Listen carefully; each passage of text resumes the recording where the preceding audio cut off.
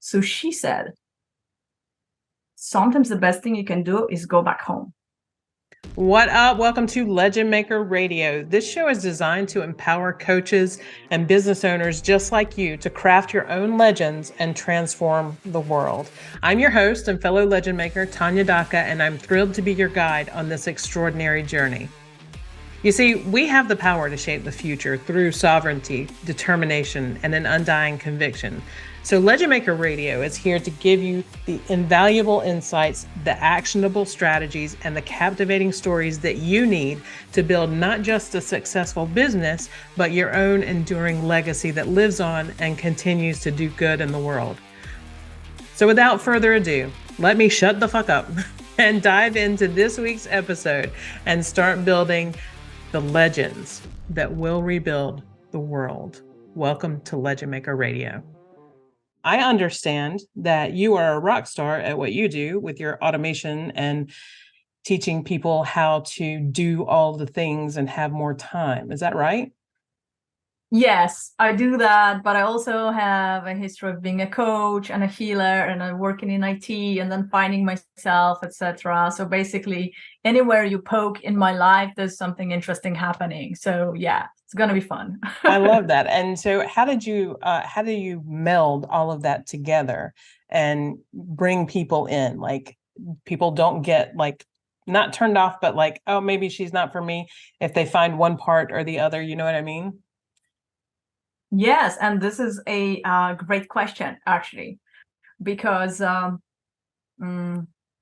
it was actually very hard for me. So I come from a family of engineers, and it was hard for me to, so I was never spiritual. Nobody here is spiritual, right? And so my life brought me to a point where I had to find something because I got sick with depression, and it's like the dark night of the soul. Yep. And so I got out of that, fortunately, after 18 months, but I was still searching. I was searching for the meaning of life. I couldn't sleep all night. I would just stare at the ceiling, just thinking, what is the meaning of life? What are we even doing here? Nothing makes sense. Oh my goodness. And then I read something and I thought of something, and I found it. I found it like something that makes sense for me. Of course, for everybody's got something else that's going to make sense, right? True. And that kind of started my path towards like personal development, and then I ran into spirituality, as you do, because it is a big part of it, right? Like connecting to your soul, etc. Yep. And it's been wonderful. I just rolled down the hill. Then I started, psychobiology, which is this field that teaches you how to heal conditions and diseases using the power of words. And so basically I am a black sheep in the family because they are engineers. They don't really get what I do, and that's totally fine. But for me to say, wait a second, I'm an engineer, how can I be spiritual at the same time? It was very hard. Like, it was shameful, really. I don't know what your journey is, but this was very hard. So it took personal growth, really, and ultimately I am there. I am in a place where I am completely at peace with being both, and it's a lot of fun. And I get to actually, when I record videos, I am on TikTok and I do reels and I send emails. They are very special. I think people really love to receive those emails, for instance, because it's like I have the philosopher in me and the part that really wants to slow down, and I slow down, and I like to teach people how to slow down. But really, everybody wants to speed up, when you're doing automations. So I guess I speak to the people who realize that what they want to do is slow down, and that automations are a part of it. And basically, if my client needs some coaching or healing, I will give it to them, and maybe they even value that more. So if somebody doesn't resonate with it, it's it's totally fine. That means I have found my niche. True. That's true, because people who don't resonate, you don't want to work with them anyway. Like, those are like, that's the number one tenet of copywriting, is using your language to pull in those people that are suited for you, that get the whole, there's two sides to this coin sort of scenario. So I love that you found you created a niche. Honestly, if you think about it, you created your niche as spirituality meets automation meets tech. A spirituality meets tech. So you're a spiritual. Yeah. So And I work with tech spiritual coaches as well often, so, and they like the fact that they can talk to somebody who actually gets them, who can maybe even improve their copy, etc., and help them understand their offers while, they are great at tech. So you walk with one foot in both worlds. Yes, exactly, cool. Exactly. But I don't want to get split by it. Right. So it's like my whole life has been kind of zeros and ones, like, but that's very, sharp, I would say. Like it's a double-edged sword. And so what I have been working on and still I'm working on in myself is finding the gray and feeling okay with the gray, sometimes without knowing, like spirituality is that just kills me. Like, how do I really know, like, how do we really know anything? Yes, exactly. We're just all guessing. And so it's a lot of zeros and ones. Zeros and ones blend to make, I don't even know how you could finish that statement and make it true. Zeros and ones blend to make gray. 0 + 1 = gray. Wow. Oh yeah, I mean, we can create anything we want. In there, That's cool. And it's just, I've always wanted to be either like 0 or 1. Like I would be asking you questions so that you give me an answer, that is either 0 or 1. Nope. But the reality is everything is gray, like gray, like colorful maybe, but yeah. So that's also like a big shift for me to be okay with that. I love it. And so what advice do you have? Because on this show, we talk to business owners who are trying to build their legend, right? Like, and it sounds like you found your path to your legend. Your road was a little twisty turning, like many of us find our roads to be in personal development. So for someone who is sitting on the edge or sitting where you were sitting during that dark night of the soul, what advice do you have for them based on your journey to help them build their legend out of that dark night of the soul? So I think for everybody, something else will work. For instance, I do believe that personal development and mindset work, well, mindset is like the tip of the iceberg, right? But like deep personal development is the way to go if you're facing limiting beliefs and you see that there is something, blocking you. You got to get in there. But don't get discouraged if what you're doing, maybe the person that you're working with, doesn't work for you, because you never know. There's so many modalities and you don't know what you need. You don't know what's going to work for you. So I work with a variety of people and just, for instance, somebody recommended breath work to me and I tried it and I think it doesn't really work for me, So, but it may be fantastic for other people. So I would say find something that works and don't also be frustrated when it stops working. Because, we get smart, like then you learn how to avoid the thing that you wanted to avoid in the first place, right? Yes. So this is my advice. And what has really helped me, like this year has been the worst and the best year of my life at the same time. It's fucking crazy. I love it. It's insane. What was started? You have to tell us about the best and the worst. You'll have to tell us about the best and the worst. Well, it started with my partner. So I was living in Edinburgh in Scotland with my partner, and I thought I was going to spend my life with him. And he suddenly broke up with me. Like out of the blue. And it's not that there was somebody else, he just happened.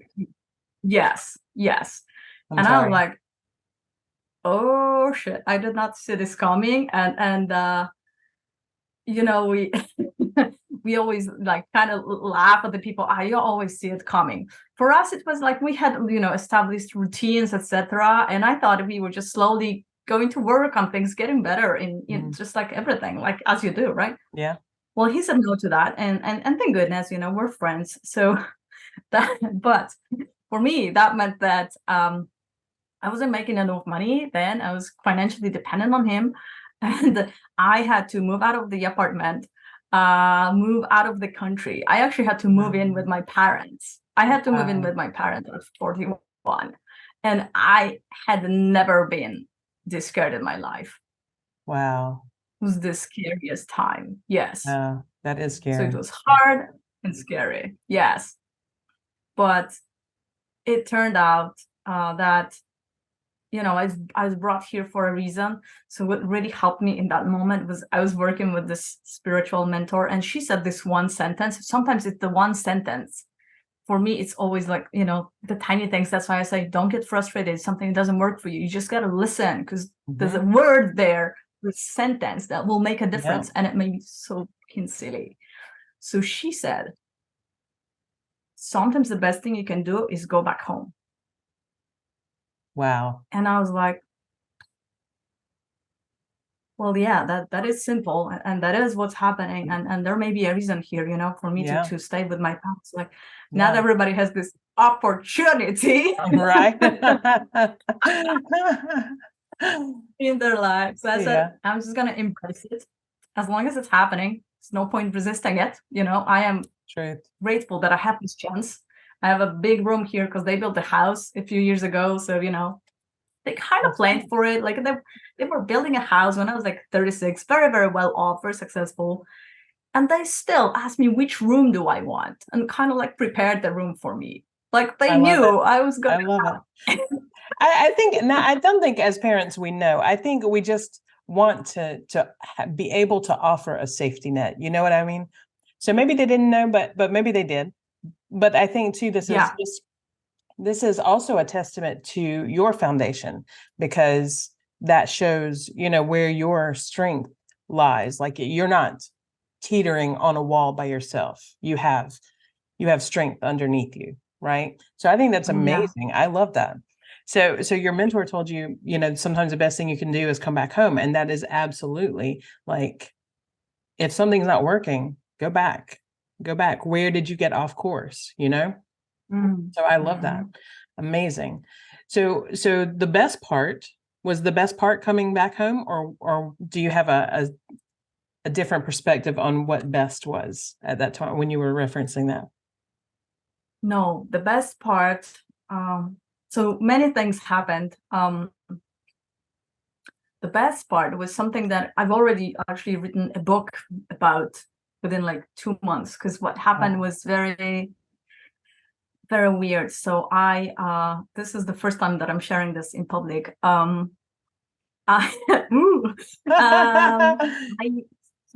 met a guy, and we just spent a few hours together. And we basically had a connection that later on, we were in contact, and I think he has been my soulmate for hundreds of years. Wow. Because there's very deep love between us, although we cannot be together. And I'm not even sure, if in this world, it would work out, because we're kind of different people. Right. But there was something just completely behind the whole physical, carnal world. And this man, it's like I had never met a man like that who would give me so much support. So basically, from the moment I met him, like, he held me in his arms, and I had never felt that way. I felt as if, if somebody's your rock, like they hug you, and they give you some support. He was a mountain. He was like, I was safe. I love it. I had no idea a person can feel the same. It was insane. I love it. That's awesome. And like that whole, our relationship, we live in different countries. So it was just texting, basically. He had been giving me so much support and showing me what it really means in very simple, very few words, what it means to love yourself, and how the way he treated me, if I was telling him about a problem I have, it was just like, wow, I could never show this much support and love to myself in like maybe 2 sentences. And I just Wow. felt it. And this was wonderful. It has been guiding me. And I have experienced self-love and true love really for the first time in my life. Wow. And just incredible things happen, most of them in my head, or like somewhere, in the spiritual realm. But I have so much self-belief now and just love for myself in the world. It's incredible. Of course, it has to be nurtured. Yes. Yes. That's amazing. But wow. I love Yeah. it. So how important Yeah. would you say something like this is for someone who's like one of your clients, like in building their legend? How important would it be for them to be able to experience this, what you've experienced? I think this is very important. So for the world, basically, because I want to create something good in the world, and maybe a lot of people will resonate with it. I was kind of stopping myself from action because I didn't want to cause harm. So I had a feeling like because there's always the ripple effects, right? Whatever we do, I don't know if you're saving a bunch of stray dogs, whatever, right? You may even with that you may cause some harm. I'm not even sure, how, but it's possible that somebody somewhere is going to get harmed with that, right? And so when you're a coach, for instance, it's like you can cause a lot of harm, to people. True. Right? That's true. Less with automations, but but still, I always want to like deliver the best to people. And I think that if we feel that what we do is just rooted in the love, and that love has to come from us, so you want to feel that love, then that ripple effect that you're going to create in the world is going to be good, and it's going to grow, and it's going to make it easier for you to grow as well. Like I have experienced, so much love from people. So like I think it's crucial, because otherwise, if you don't have that love, if you don't learn it, and I know not everybody's privileged like me to have been through these experiences, absolutely. But if we don't do, like, this is going back to when I was thinking about what is the meaning of life. And the thing that came to me is just evolution, It's like when you don't take care of something, it's going to get rusty, right? Like you have to dust stuff. If you don't take care of it, it's not that it's going to be okay. It is going to be deteriorating. So I finally understood what it means. Like if something is not growing, it's actually dying. Yeah. And that just got to me, right? Yeah. So when we're creating businesses, like as entrepreneurs, we are such special people. We have so much courage, and that gives us, tremendous impact on the world. And this is why I believe that we really need to be aligned, not just for our own success, but for the success of the planet. Like this is my approach. But I also know that feeling that self-love, my level of confidence, and just it has skyrocketed. So, feeling this will give you heaps and heaps of success. And then you open up to opportunities because you have all the courage, the confidence, and something may flow into your life that you never thought was possible. So this is my approach. Do you think it's important? Absolutely. And I was going to say, like, this sort of power really 10x's what you have the capacity to do. Like we can be successful with our wounds, with our inner child trauma, with all the things that we're dealing with already. Because as you said, we have that courage. But once that linchpin of self-love and not just self-love, but the self-love sort of gives birth to the love of humanity in that way. Yes. Right? So you have that linchpin that really 10x is what you were already successful doing. So can you be successful without self-love? Absolutely. Can you be successful without that, without healing all of your wounds and your trauma? Absolutely. But if you really want to like dive deep and find your space where you are where your legend sort of takes root and takes off, like blasts into the stratosphere, then find where, that linchpin needs to be tweaked, So I love that you experienced that. I love that you, without even knowing it, like it just sort of like billows into this cloud, right? That Yeah. just Yes. embraces everything. I love it. So what you mentioned two things in your talking just now that brings me to my next question. And actually I have two. One was about the rescue, the search and rescue dog thing. That Okay. sounds like a huge, huge part of your legend that you're building. Can you tell me a little bit more about that? Okay. So back when I was working in the corporate world, I said, I'm very successful here and I really want to give back. And I also wanted to get a dog, but I travel way too much to do that to an animal.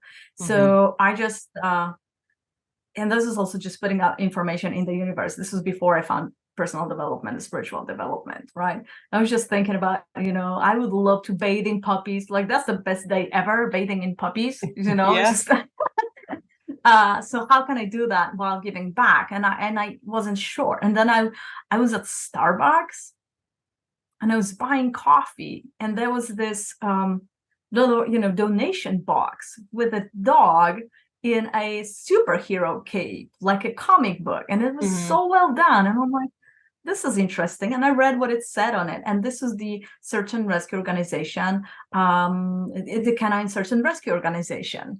And I went on their website with that coffee at that Starbucks, and I said, and they were looking for volunteers. So I applied from my phone directly in there, and I started to work with them. It was a small organization, but very thorough when it comes to dog training. Like I had no idea how well dogs can be trained. It's just insane because these dogs, they walk on on debris, and they need to be able to balance on moving elements. For instance, they need to be able to protect themselves. Wow. And so when you tell it or show it with your hand to stop, it has to stop like immediately. Right. So they listen better than people do. Oh yeah. Much better. And there's different specialties for these dogs. So our dogs were the specialty was to find people who are still alive. So because if you're looking for corpses under the debris, for instance, that's a different smell. And you train the dog differently too. Also, the dog cannot scare the person that it finds to death, because that kind of defeats the purpose. And these are big dogs. That is so wild. Scary. So I started to work with that, and I became friends with the president of that, and she made me the vice president, and we were working just on a variety of things, like basically on all the things I think connected to the organization. It was super, super duper interesting, really. I love that. Chickens are trained. Oh my goodness. You train yourself to train dogs by training chickens. It's insane. I love it. Oh my God. How do you do that? Yes. Well, so the thing is, in order to train the dog, you need to reward the right behavior at the right millisecond. Gotcha. And so humans don't see that, that moment when they should reward. For instance, with a clicker, so you can reward with a word or a clicker, and then you give the treat, or you play with the dog. And then chickens apparently are very hard to train, and they teach you when you train them to reward exactly at the right moment. And this is how you also learn to read the body language. Wow. That is wild. So who decided, like, who came up with that? Who saw that connection and realized that should be a thing? That blows my mind. I don't know, but the people who were teaching that, there were no people like that in Poland. There was a couple in, I think they were in Denmark, I think, or Sweden. one of those, one of those languages that I will never understand. And yeah, you had to go to their, chicken is that a word? I don't know. And then train with their chicken. Yeah, it sounds like we can make it one. We'll make it a word. Let's make it a word. Yes. So that was brilliant. A brilliant time. I love it. That's awesome. So you know how to train dogs to search and rescue. Yes. Fabulous. Yes. Well, I mean, I was not the trainer, so I wouldn't be able to do that. Okay. I would do more of the admin stuff, but I was also translating, so simultaneously translating some of the trainings, for instance. So they were speaking English, I had to translate to Polish. People were speaking Polish, translating to English, fun stuff. And just learning. And then I got a dog, and it was a problematic dog. Like, he was a biter. So I had to learn, like, he taught me so much, and I had to learn very well how to train him, because he was very intelligent. I had to keep his mind, occupied, and build up his confidence by training him as well. So very cool stuff. So there's a concept here. Well, there was, like, when I was growing up, you would spray the dog with water or whatever if they did something bad. But it sounds like you train more like what some of my clients do, which is like focusing on their positive behavior rather than trying to punish their negative behavior, almost in the way you would train a human, actually, or raise a child. Is that kind of how it works? Yes. Okay, cool. Yes, it is. So I don't know about the water thing, because that's like, it's just, the water is not, it doesn't hurt them. It's just the water is meant to divert the brain. Yeah. This is what you want to do. So you want to divert it from this, behavior, and then the dog will stop it. So that's not really punishment. It's just like, hey, pay attention. Tweak, but yeah, it's positive training. The negative, training, like, you could see that in circuses, like in the back of days where animals were just scared. It's just like, what awful energy, so we don't do that. Good. I love that. And so what we have discovered today with you is that building the legend is not something that you want to, we want to, don't stop when you find something that doesn't work. Don't think that, just because that one thing didn't work, that you're done. So be consistent and be persistent, and to, when that thing that did work stops working, move to the next thing that works, because we grow, and so the things stop working, right? So this has been like super helpful, and I really would love for you to wrap us up with any last thoughts. Tell us about your, a little bit more about your business and your opt-in, or I think it was the opt-in, is it that we were going to show off today. So tell us a little bit about that. And then I want to ask you to tell us about your, the do good thing that we talked about. I forgot, the sea something. Oh, the Sea Shepherd. Yeah. Sea Shepherd. So tell us about your business. Oh, yes, fantastic. Oh, thank you so much. This is such a lovely conversation. Right. So my business is kind of twofold. So I help solopreneurs who just want a little bit of tech support with some tools that I have created, and you can get them either for free or for a tiny price, or in my membership tech club, where you basically bring all of your technical issues and I solve them. So we got live Q&A every other week. And you can bring anything, because I'm an IT engineer, so so it's just easy for me to sort out anything that's not related to deep programming. And there's a ton of trainings, like from A to Z, how to do something, how to set up your sales page, how to sell the product, how to deliver the product, etc., set up your courses, whatever you want. Basically, you tell me, Alex, I want to learn how to do this. Either there's already a training on that, or I can record a training and I put it in the vault, or you can bring it to the Q&A. My opt-in is Business Buddy, which is fantastic. It is a dashboard in Trello. So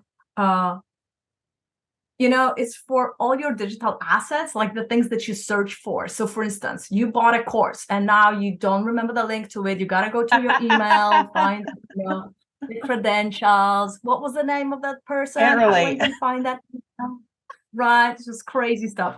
And then again, maybe some testimonials, your branding. You can even store your colors in Trello, and it shows you what color it is.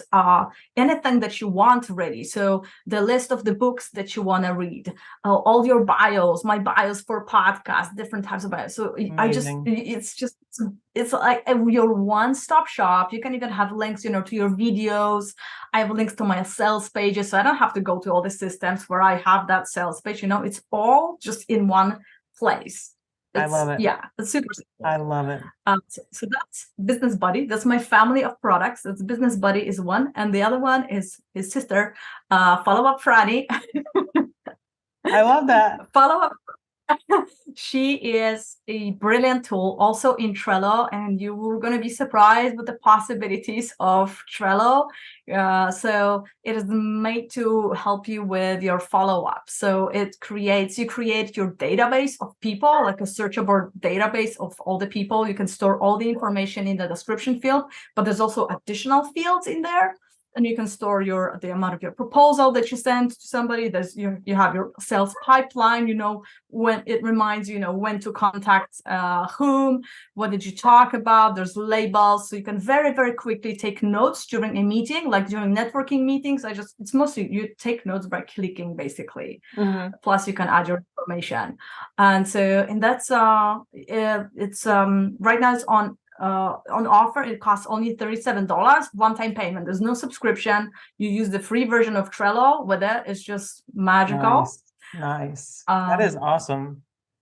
Yeah, and these are my solopreneurs, and then I do just custom work for people who either don't have the time to set up their tech, or they don't want to hire a team or a bigger team, or they already have a team and they want to optimize their business. So I take a look at find the gaps in your business, and I figure out how to use tech and what kind of tech to use to solve it, and then I implement those solutions. So this is a little thing for me because I like to challenge myself.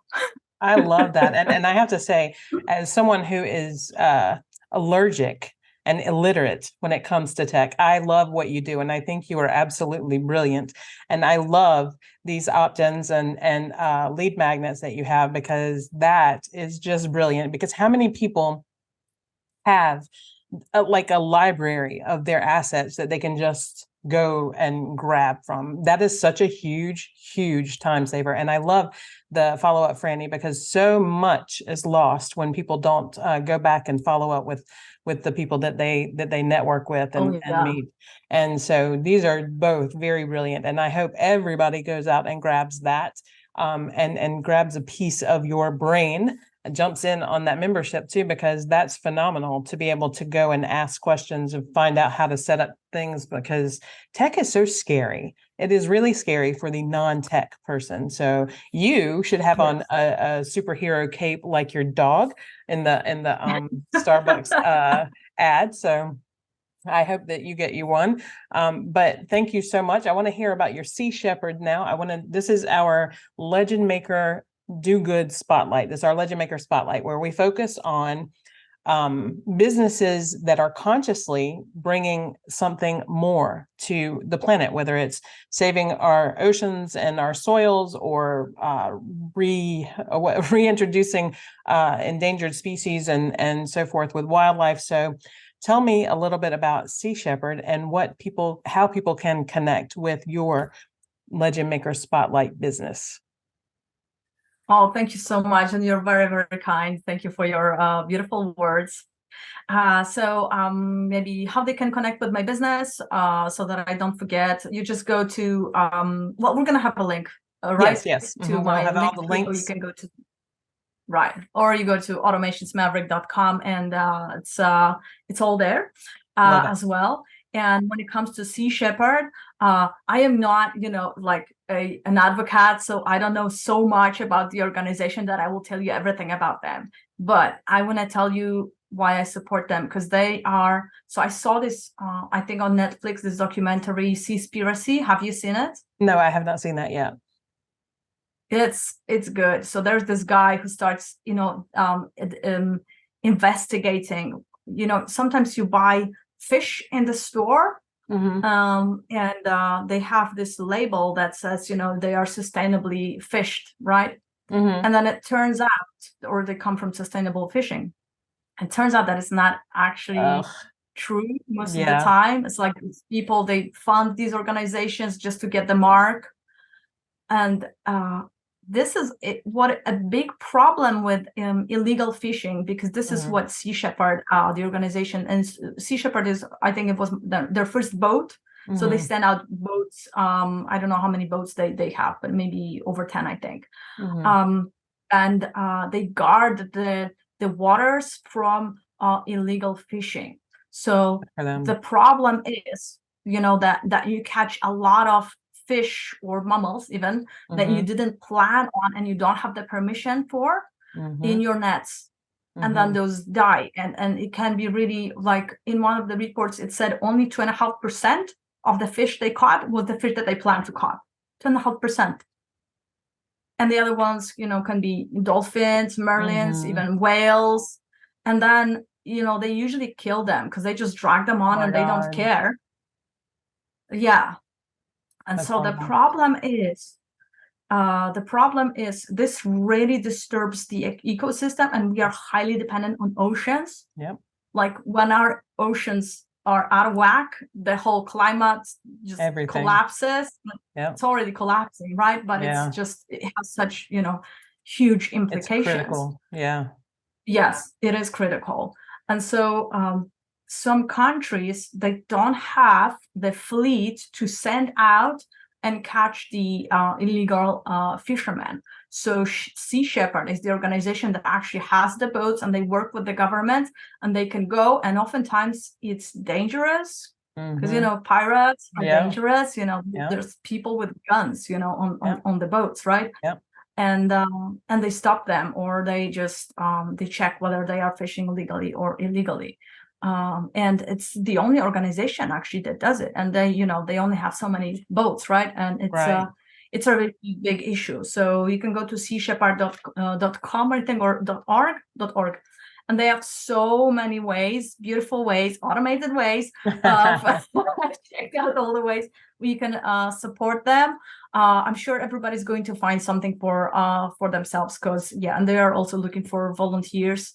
Like it's a dream of mine to save some marine species, or basically like help in that area, maybe even like hands-on. Yeah, I love that. So yeah. That's so great. This is why I wanted to recommend the organization. I love that. Thank you so much for bringing them, because that is so important. And I live at the beach. I live on the ocean. So like, this is like a big, it's a big piece of who I am. So I love hearing about businesses and projects and gigs that are actually doing good work. And you've said something that was, that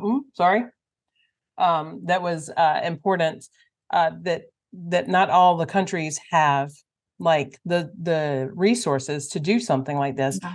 And it seems like, I feel like there has to be some solution for all the countries somehow. I don't know. Excuse me, I'm sorry. But I hope maybe your automation brain and your tech brain can bring some solutions for the ocean crews that are doing good and trying to bring balance back to the planet. So who knows? Thank you so much for bringing us the information about Sea Shepherd, and your work with the search and rescue dogs is phenomenal, and I love what you do. And again, your links are going to be down below this episode. It's going to be on YouTube. It'll be on Spotify, Apple, all the things. And we will have your links available. Hopefully everybody will go and grab Follow Up Franny and the Business Buddy. So thank you so much for being here. And I appreciate your patience. I appreciate your sharing your story with us. Oh, thank you so much. This was really great. A very pleasant experience. Yes. And you are a great host. I don't know if you realize that. Yes. Thank you Fantastic. so much. I Really appreciate cool. that. And that brings us to the end of another episode of LegendMaker Radio. I hope you found tremendous value in our conversation today, and I trust that it has ignited a fire within you to continue building your own legendary path. If you haven't already, please be sure to subscribe to LegendMaker Radio so you never miss an episode filled with wisdom to help you change your world and build your legend. And thanks for tuning in. I'm your host, Tanya Daka, signing off with a reminder that together we can rebuild the world. And that brings us to the end of another episode of LegendMaker Radio. Thank you so much for joining me today. I hope today's conversation was valuable for you, and I trust that a fire has been either ignited or remained. Never mind. And that brings us to the end of another LegendMaker Radio episode. Thank you so much for joining me today. I hope it was valuable. I trust that you are feeling lit and on fire for your purpose and that you are ready to continue on your path. And if you haven't already, please be sure to subscribe to LegendMaker Radio so you never miss an episode filled with wisdom to help you change your world and build your legend. Thanks for tuning in today. I'm your host, Tanya Daka, signing off with a reminder that together we can rebuild the world.